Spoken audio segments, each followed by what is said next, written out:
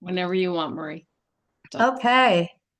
Well, good afternoon, everyone. It's Marie Presti, and I am your 2024 Residential Real Estate Council, the New England Region President. And oh, sorry, that is my puppy, Remy. Hopefully he'll be leaving in a minute, going outside, but I wanted to welcome you all here. And this is our last Meet the Masters of the year, and we are so excited to have our guest speaker. He's my friend of a long time and an expert. We're just so honored to have him here. I think what I'll do first is I'm going to just introduce our leadership team who is on the call right now because I can see you before I share my screen. So Michelle, we'll start with you. Hello, Michelle Hagstrom. I'm the incoming president for 2025, and I'm excited to be here, and I'm happy that Craig is here with us. Greg, Good. great. And Michelle got installed last Monday. So for those of you who were there, you saw that. But if you weren't there, we had a great time at the installation for her and so excited for your year next year, Michelle. Can't wait to support you. All right, Greg. Good morning. Greg Hanner from Waterford, Connecticut, president-elect for 26. And we welcome you as well, Greg, and excited now to have you in the lineup. Greg has been with us for quite a few years and has been chairs of many different positions. And he's a great asset to our leadership team as well. So thank you for serving all year, Greg.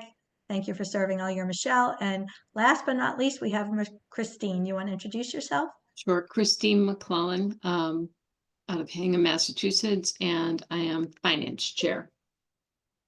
And she's finance chair for 2024 and 2025 because we won't let her go because she's too good at her job. So thank you for all you've done for us this year, helping us understand our financials, advising us with budgets and all of that. She's done a great job and is going to continue to help us next year. But I do think she is looking for her successor, right, Christine? So should I do a little plug for you right now for your successor? If anyone Yes, is that is my interested, number right? one goal for for between now and the end of next year. Right. So if any of you are interested in being a vice chair of finance this year for 2025, I should say next year for 2025 and work with Christine, please reach out to any of us on the leadership team and we can talk to you about the position and help you get up to speed on things. We would love to have you. So Why don't we just volunteer someone, Marie, that I didn't know give this we're phone about call to right do now? that. I know That's we how might I do that. ended up here. So let's. Okay, so I will show you our entire leadership team on here, and you can see that we have many other members who just are not here live at the very moment, who have helped us all year. Thank you for all that you've done. And of course, we thanked all of you on Monday at our installation, but could not have done it without this great team. I also want to do another shout out to our 2024 strategic partners because these folks ended up agreeing to work with us this year. And many of you have met them at various events, but by them giving a contribution and becoming a strategic partner, many of our networking events this year were free and many of our lunches at the classes were free. So please frequent them. And if you are looking for any of their services, whether it be Cutco or a mortgage, attorneys, energy with Mass Save Energy, financial planning, chimney services, please reach out to them. And that is on the QR code that we shared. And Greg, you could maybe put the link to the QR code in the chat. That would be great. So that if you need any of their information, you can look them up quickly with that QR code link. So great. Okay, so it is my pleasure to introduce Craig Foley. He, as I mentioned to you, his official title is Chief Sustainability Officer with LAER Realty Partners, but he actually does much more. And I want to read to you his bio. He is the leading national voice on sustainability in the real estate industry Craig's combination of real estate and energy management skills gives him a unique perspective about sustainable energy solutions and subject matter expertise on greening the MLS, high-performance home valuation and marketing, and the impact of climate change on the real estate industry. He is a lead green associate and the chief sustainability officer for LAER Realty Partners. As a real estate broker, he has sold several high-performance projects in and around Greater Boston. He's also the team co-founder of RE Think 39 Group. RE Think 39 is devoted to lowering the 39% of U.S. energy consumption attributed to the built environment and believes they can be a part of a solution with every transaction closed. In 2023, Craig was named by RIS Media as a 2023 newsletter in the Trailblazers Agents of Change category. Woohoo! He is currently serving on NAR's executive committee for his sustainability expertise. That is a lot. He taught me my green designation many, many years ago. He probably doesn't even remember I was in the class, but I've learned so much from him. I consider him a mentor on sustainability. And with that, we've asked him to come on and talk to us today about solar panels. So Craig, take it away. I'm going to stop my share now so you can Thank start. you, Marie. No problem. I'm gonna bring up a class that we passed through the real estate board in Massachusetts in 2018. It's called Selling the Sun. And so I'm going to just use this as just a quick intro because we've got not a ton of time here. This is a 2-hour class. And when I teach the class, Marie, a lot of people are like, oh my God, it's like drinking water from a fire hose. So in 2 hours, this is a lot of information, much less than a half hour. So I'm going to try to hit the big topics here that we should be talking about kind of in general, and then leave it up to questions for you guys to just have a back and forth, which I think would be probably most useful to cover this. You did mention the green designation, and I just want to plug that. That'll be teaching that for Greater Boston Association of Realtors June 17th and 18th at the Reading, Massachusetts facility. And since you've taken the class, Marie, a lot has changed. We've just been involved. We get funded every 3 years. There's 3 of us that have been doing this the last 3 rewrites by NAR to rewrite the class. And we did kind of a really fundamental, massive change to kind of how the green designation is outlined. So, you know, you should Great. come back if you. I am. I just wrote it down. I'm going to sign up, and maybe I'll look while you're talking for the link to sign up for it. I don't think there is a link yet. Oh, not G-Bar yet. So hasn't no link created yet. it. Okay. Yeah, but So put it on just- your calendar. June We'll put it on 17th. our calendars, June 17th and 18th at the G-Bar Reading office Yeah. for his class. That's great. Thank you for telling us this so we can Yeah, plan ahead no of time. problem. I mean, if you want to come to Alaska, February 11th and 12th to Anchorage, I'm teaching it there as well, so you can meet me. Oh, wow, that's even better. February Yeah. what? What is that? 11th February and 12th. 11th and 12th. Okay. I'm so excited about that. I can't even tell you. It's Little gonna be chilly incredible. then, but you know, maybe Yeah, you never well, know. that's when the dog sled race is, and you know, my wife's meeting me out there for because we've never been to Alaska, so we're gonna tough it out. We'll see how it goes. All right, so this course deals with some very specific things, right, that are pertinent to the real estate experience, the residential real estate experience, particularly here in Massachusetts, where we have over 150,000 homes with solar PV, which stands for photovoltaics, on their rooftop typically, but it could be ground mounted as well, producing clean energy for those homes. So, you know, we discuss the technology, which, believe it or not, is not that complicated. But if you don't have any kind of training in this space, as a listing agent, you're doing an open house and people start to ask you questions, you know, it can make you awkward. So one of the things about this course is that we want to help you, you know, be able to speak this language, be a little bit more fluent in renewable energy so that you're a benefit for your home sellers, that you're not making buyers feel uncomfortable because you don't really know the answers to the questions, right? We're going to talk about, we talk about in this class in more detail than we have today, but this kind of emerging market opportunity, which is really the motivations for your sellers, if you're listing one of these homes, of why they put solar on their rooftop, right? The different financing options, that's really critical, Marie, to this piece, right?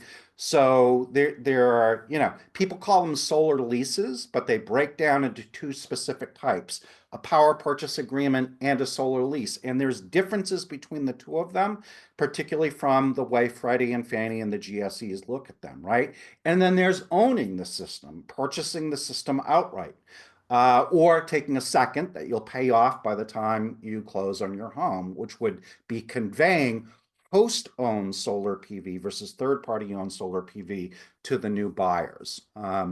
Marketing information, we're going to go into MLS PIN briefly so you can take a look at the the predominant MLS in Massachusetts, which is my MLS. Greg, I apologize, I don't have the Connecticut MLS information in front of me, and I don't know if you guys have the same fields, but I'll show you ours.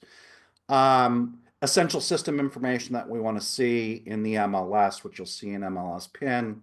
Best practices for marketing a home. We do go into some detail in the class, Marie, about things that real estate agents need to know to keep themselves out of real estate jail, right? Because there's some marketing issues that I've seen in MLSs from across the United States. And then most importantly, the PV valuation tool. So what does that mean, So, kind of a key concept here in this PV valuation part of this is, I guess, is this a residential or a commercial transaction? What do you mean by that, Craig? It's a house. Of course, it's a residential real estate transaction.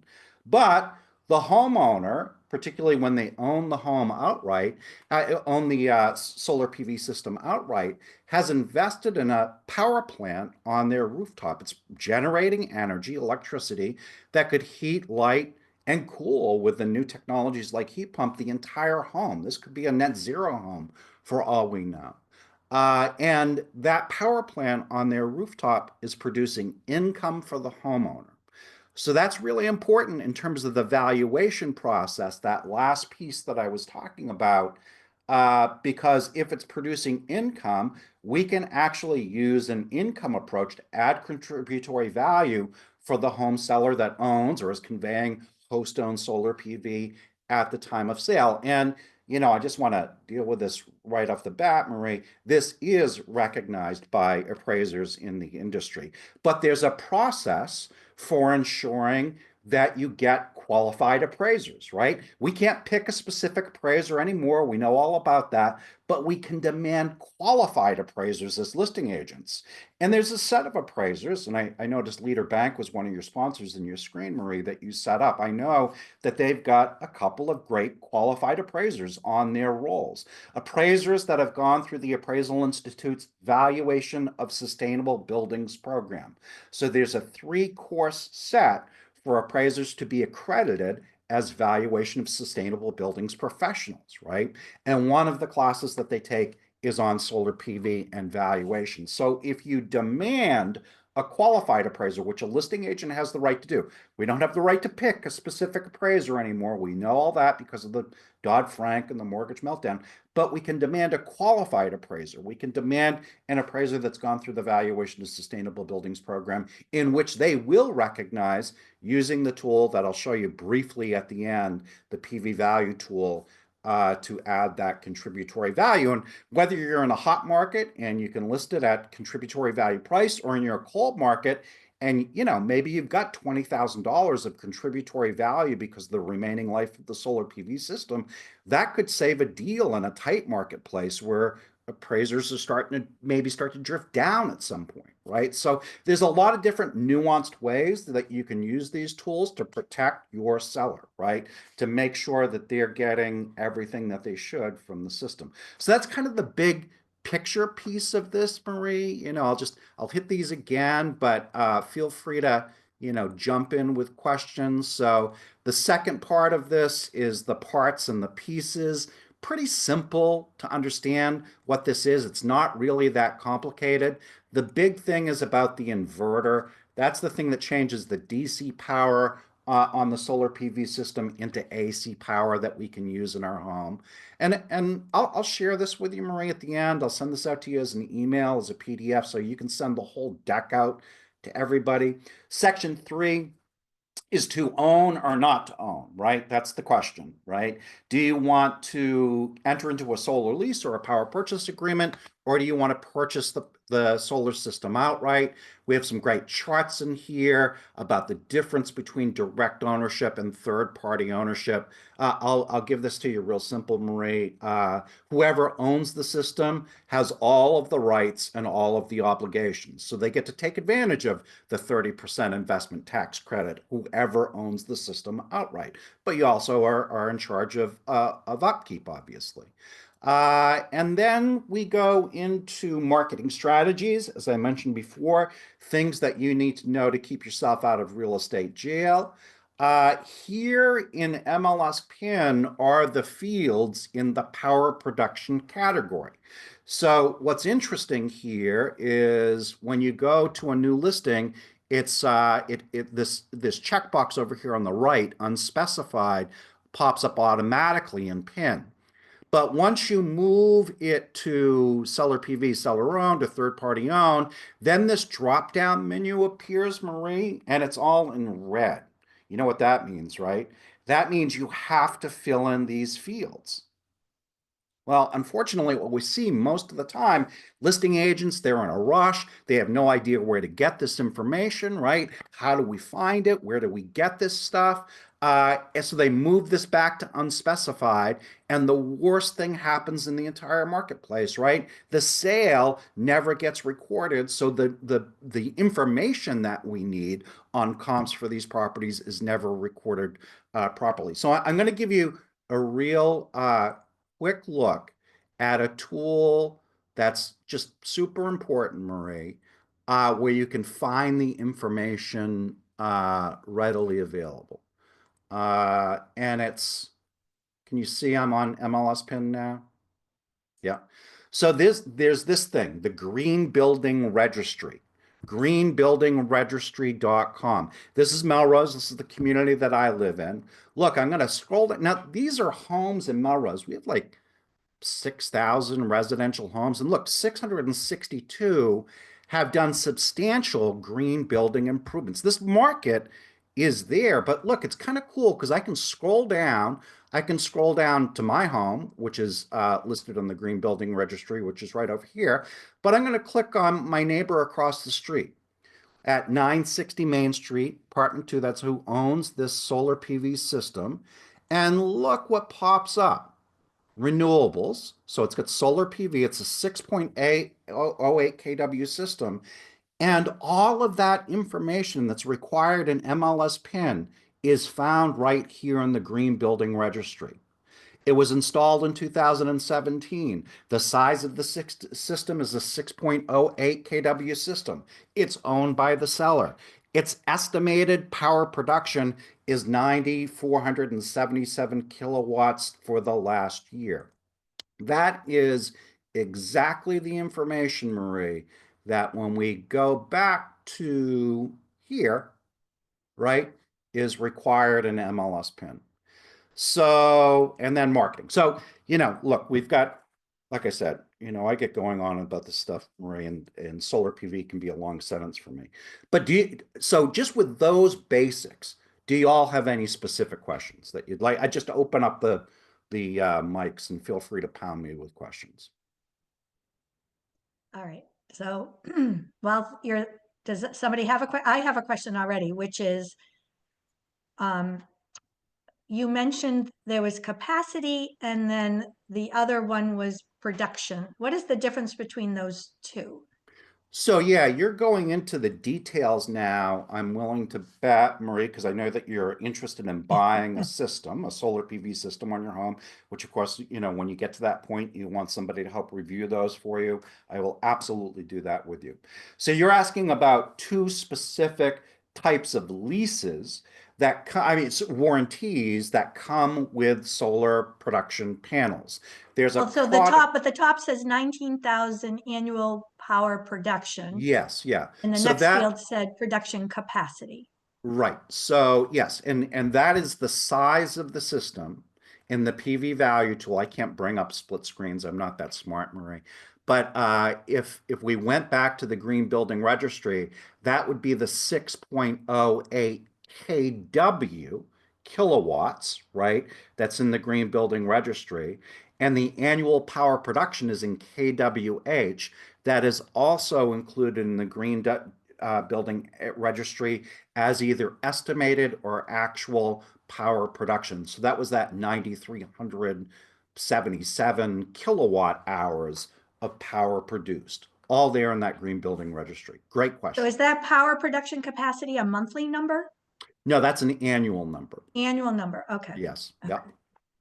And we have this information, incidentally, this is, worth discussing.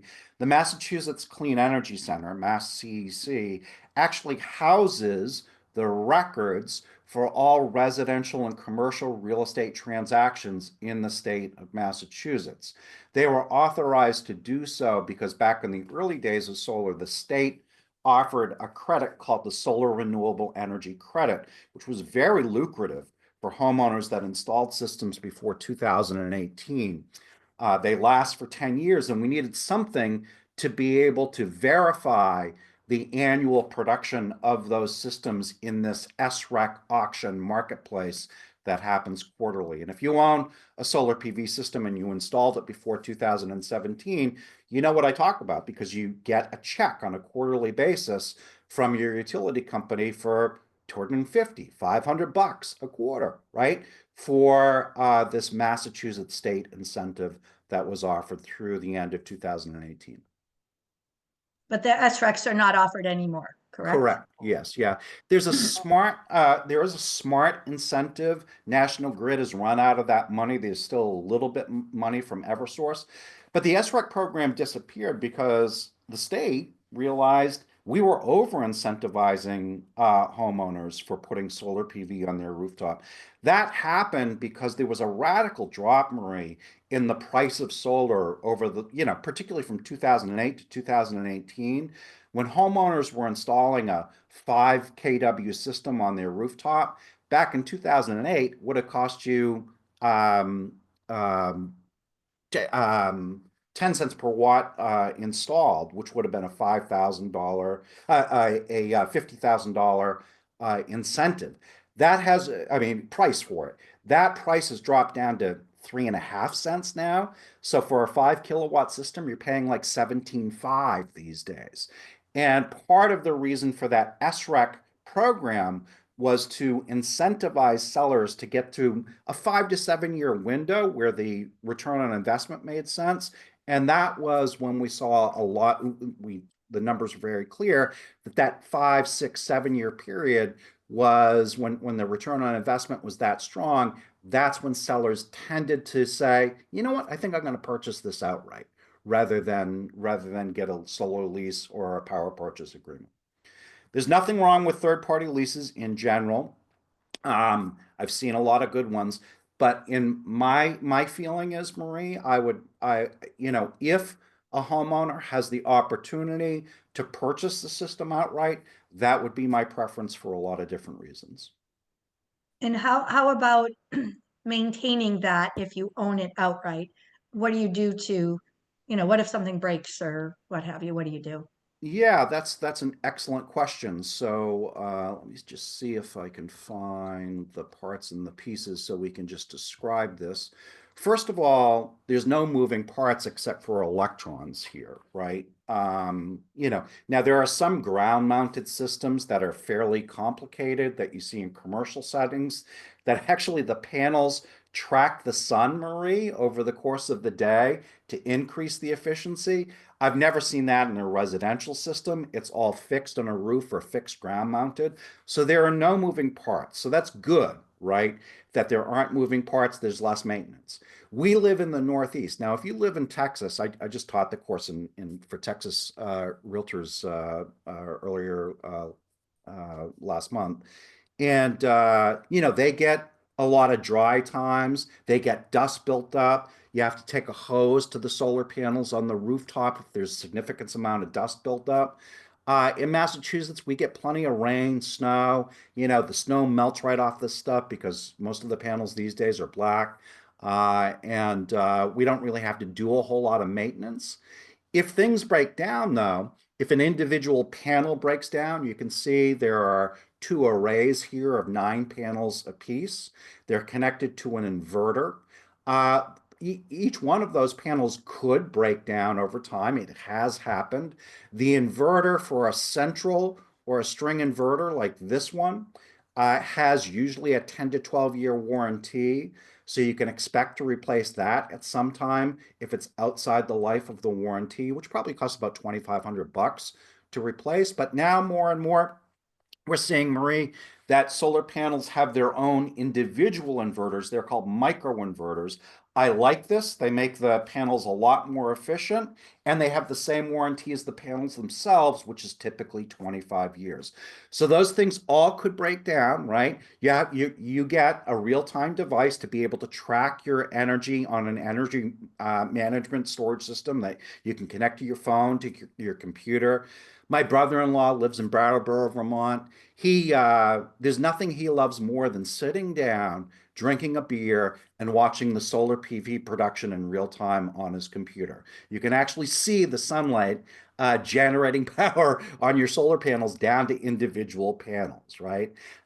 So you know when they go down, and if you're under warranty, that certainly should be replaced by the company. Now, big caveat to that, Marie, right?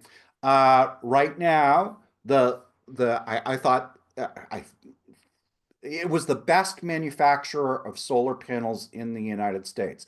A company called SunPower recently went bankrupt. They have been bought out by another company called Complete Solaria. So we're trying to figure out right now who is going to pick up the responsibility of those warranties. Is Complete Solaria going to pick those obligations up? I don't know. I think they will. They're a pretty good company. They're pretty sound. They seem like they're under good fiscal management. But there's these kinds of things happening in the industry right now. I mean, just like there's crazy stuff happening in our industry, Marie. There's crazy Yeah. stuff happening all over the place. And I did just get I got one company saying that they offered insurance on the warranty so that, Interesting. yes. And so it's like a separate company insuring it, and they had to put so much money in a separate account. So if they went belly up, the insurance company would take over and do that. I was wondering if you That's heard of it. really good news. No, I have not heard of that. Could you, if you've got a copy of that insurance Yeah, I have warranty, my estimate I'm going to send you. I'm that going to would be have great. I'd love to take yeah. a look at that. Yeah. Because I thought that made sense to me, and it is the micro inverters, which I know I got other quotes from people that had just the one big inverter, The and I central didn't inverter, the yeah. central one, which I like that you said that as well. Will you Yeah. just spend a minute? I know we don't have a ton more time, but would you spend a minute and just talk about the net metering? Because I think it's important for the realtors to understand what that means, because I know for me, I got quoted for a certain system, and I said, well, what if in a given month I don't use the full amount because it's in the winter, but yet in the summer I need the full amount? And they talked to me about net metering. Can you explain that a little bit? Absolutely, I can. That's a great question. So for a typical system, there's really only 3 parts. There's the solar panels connected together to make an array. There's the inverter, whether it's a central or a micro inverter, as we already talked about. And then there's this thing called the net meter, right? It looks like a traditional meter, but it has this little word saying net on it. So what does that actually mean? What does it do? Well, you can see in this diagram, Marie, that sometimes those solar panels are producing energy and the home is the home is completely using them. Sometimes, many times in the summer months, the power being produced is in excess of what the power it actually uses. So what happens? You can see it goes back through the net meter and into the power grid when you're producing excess power. So that homeowner is essentially using the grid as their battery storage system, right? The other piece of this is you could get like a Tesla Powerwall to store your excess power, but 99% of the time here in Massachusetts, homeowners don't want to pay that expense. They send the power back to the grid, and then maybe in the winter months when your PV system isn't producing as much power, you get credits for the excess power being produced. Now that's different than the SREC check that I talked about, right? Those checks that came to the homeowner before 2017. Greg has his hand up. Yeah, just wanted to jump into the power production agreement and leases. And it's funny because a lot of people, a lot of agents, they'll just see a house, they immediately think, oh, that system's got to be leased, and they go to do the listing, and we all know that a leased system, not the power production, but the lease system has an obligation to the buyers, reducing their buying power because it is a debt that goes against their income and debt ratio from a mortgage perspective. But I wanted to tap into your experience and expertise, Craig. Flashing neon light caution signals that prospective homeowners need to be aware of, that are considering, not if they don't have the means to do the purchase, which I agree with you. I actually own a system and I love it. But if you can't afford to do it and you're going to lease, or you're going to do a power purchase agreement or production agreement, PPA, what should they look out for? Because I've seen huge escalation factors in terms of, anywhere from 4 or 5% a year. And the escalation factors, I think, are the things that catch my eye. What about you? Yeah, those are terrific questions, Greg, all the way around. So first of all, I want to reiterate something that you said that's very important, right? That many realtors don't understand. So congratulations to you. First of all, thank you for being part of a clean energy solution and having solar PV on your rooftop. Thank you very much for that. But you hit something exactly right on the head. The difference between a solar lease, where you lease the system on your rooftop from a third party, or a PPA, a power purchase agreement. And Fannie and Freddie look at them very differently. Even though the monthly cost might be the same, for some reason, with the solar lease, Fannie and Freddie adds that to the debt to income ratio of the potential buyer. They don't do that with power purchase agreements. So for that reason, and that reason alone, if you're having a third party ownership, I strongly suggest a power purchase agreement rather than a solar lease for that single reason. Now, I think personally, Greg, you're getting into some of my touch points here, is that I would love to see Fannie and Freddie include energy use, energy spend, water use, water spend in every home they analyze. Let's raise the debt to income ratio, but include those costs as well, so that we have an accurate sense of what the homeowner is going to be dealing with a very important part of successful home ownership, which is utility costs, right? So that's my own pet peeve in there, Greg, that I'll throw in there, right? So sold a ton of homes. This is an example of a home that I sold in Melrose, Massachusetts several years ago to some friends of mine that were architects. One of the architects I worked on, worked with her as a member of the U.S. Green Building Council and in the Boston chapter of the USGBC. So she got solar, and this was a great example of an excellent power purchase agreement. This one started 2015. They've owned the home now for almost 10 years, so I'm pretty sure that they're about to purchase the system outright, which you can do in many solar leases at the 5, 10, 15-year mark. And I recommend that for my customers that are buying a home with this. But you can see that there's some real benefits with this, right?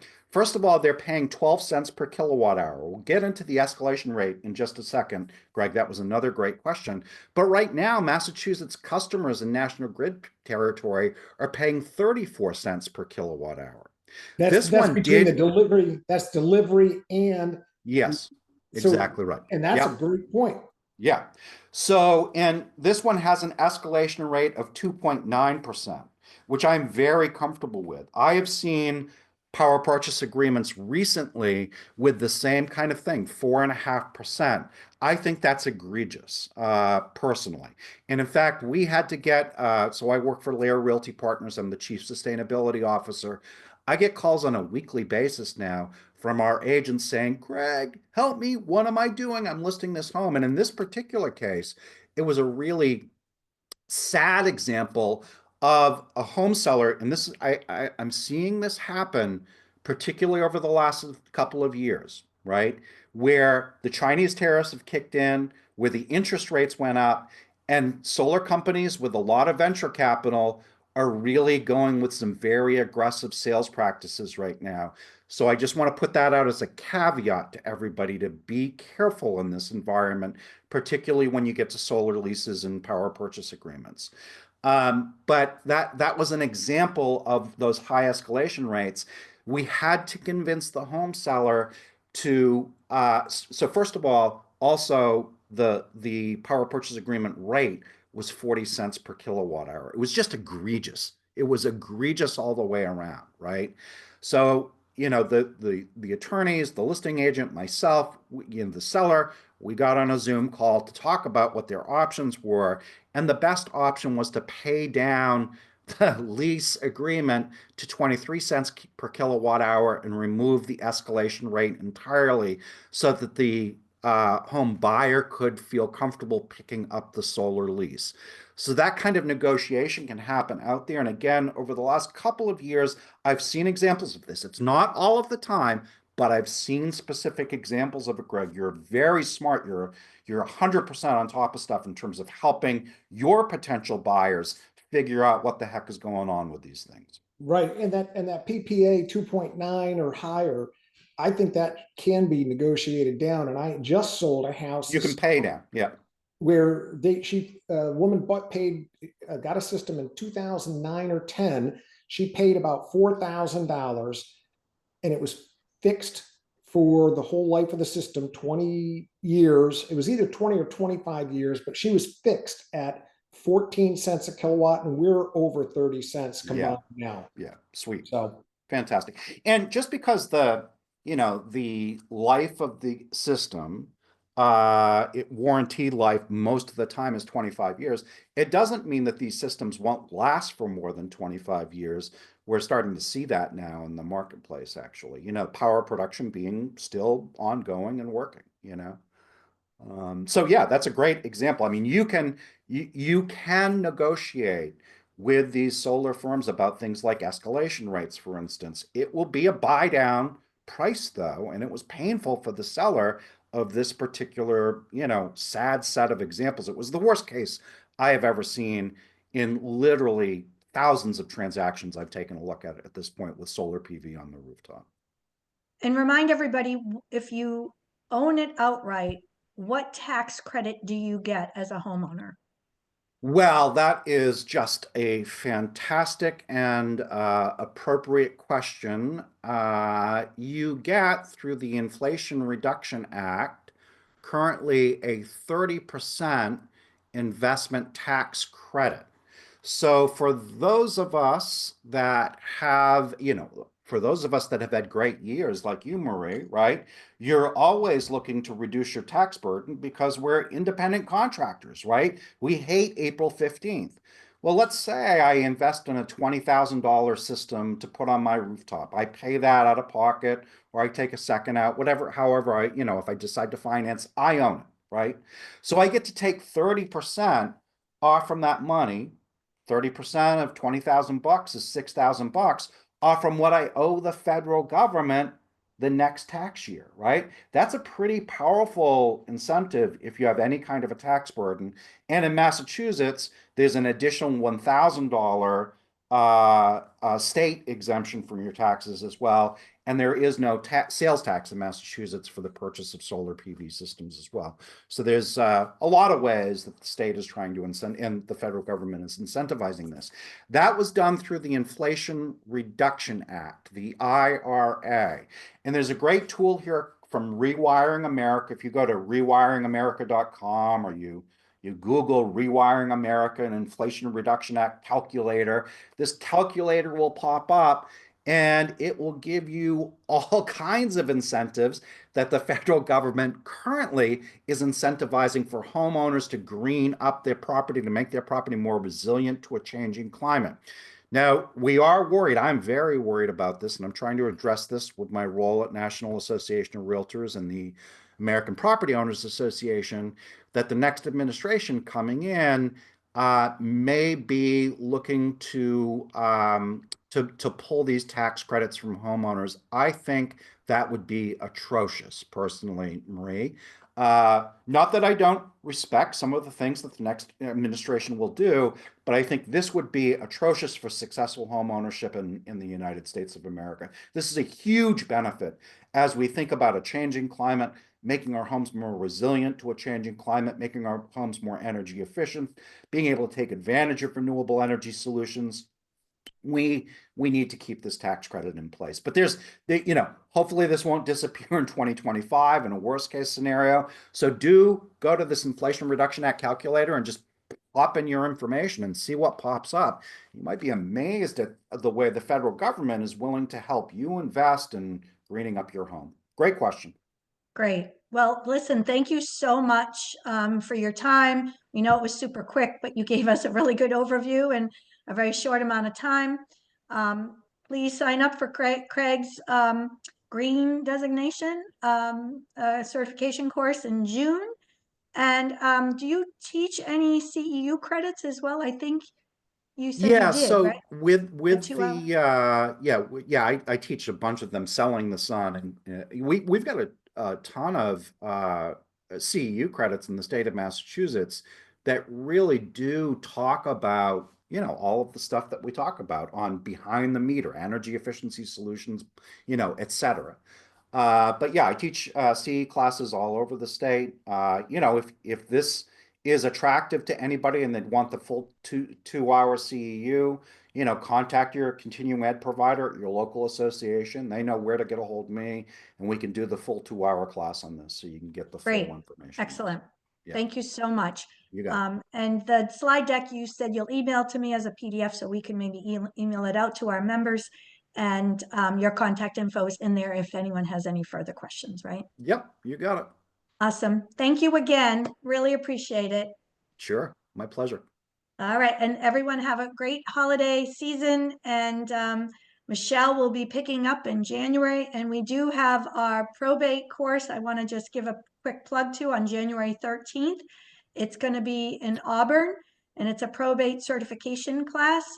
So it's an 8-hour class taught by Buddy West, $125 for members, $150 for non-members. Please consider signing up for that January 13th.